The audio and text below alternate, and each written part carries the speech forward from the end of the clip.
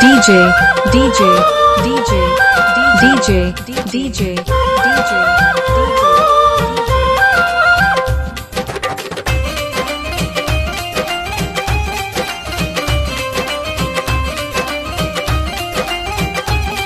DJ Rajan DJ Rajan DJ Rajan Rajan DJ Rajan Rajan DJ Rajan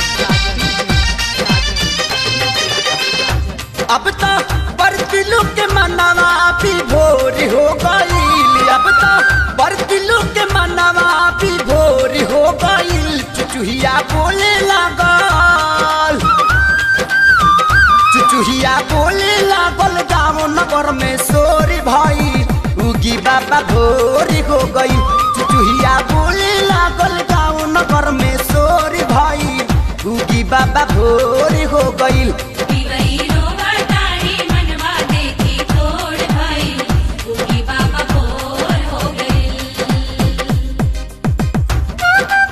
DJ Rajan DJ Rajan DJ Rajan Rajan DJ Rajan Rajan DJ Rajan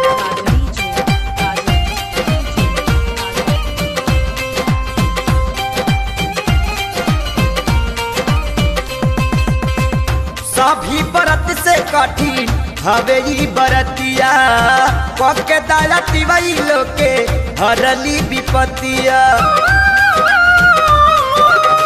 दूसरा राख लेके सभे भइल खाड़ा पनिया में कांपे देहिया लगता रे जाड़ा। जय जय होता राउर सगरो जोरी भाई उगी बाबा भोरी हो गई। चुचुहिया बोले लागल गावे नगर में सोरी भाई उगी बाबा भोरी हो गई।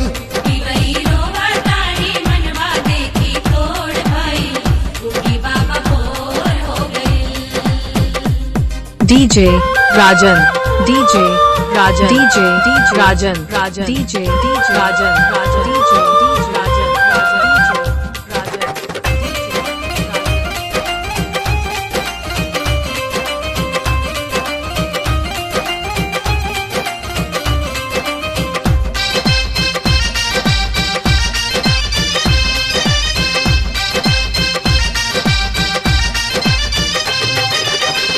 द्वापर से भइल यही छठ के शुरुआत हो।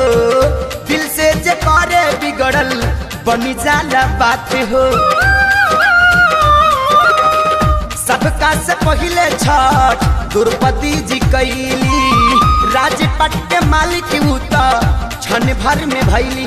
यही कारण तना परबई बेजोर भाई उगी बाबा भोर हो गई।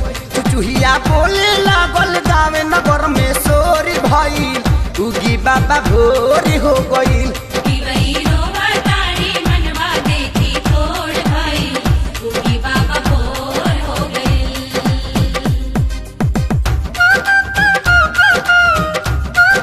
DJ Rajan DJ Rajan DJ Rajan Rajan DJ Rajan Rajan DJ Rajan Rajan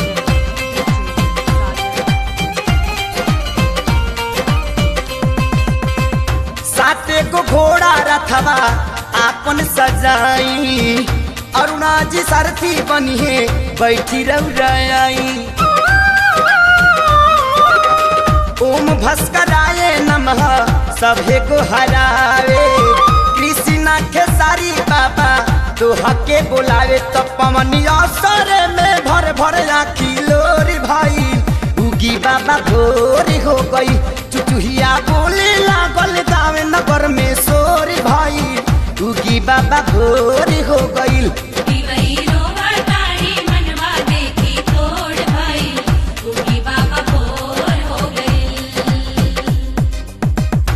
अब तो DJ Rajan DJ Rajan DJ Rajan Rajan DJ Rajan भी भोर हो गई। चुचुहिया बोले लागल, चुचुहिया बोले लागल गाँव नगर में सोरी भाई उगी बाबा भोरी हो गई। चुचुहिया बोले लागल गाँव नगर में सोरी भाई उगी बाबा भोरी हो गई। मनवा देखी तो DJ Rajan, DJ Rajan, DJ Rajan, DJ Rajan, DJ Rajan, DJ Rajan, DJ Rajan, DJ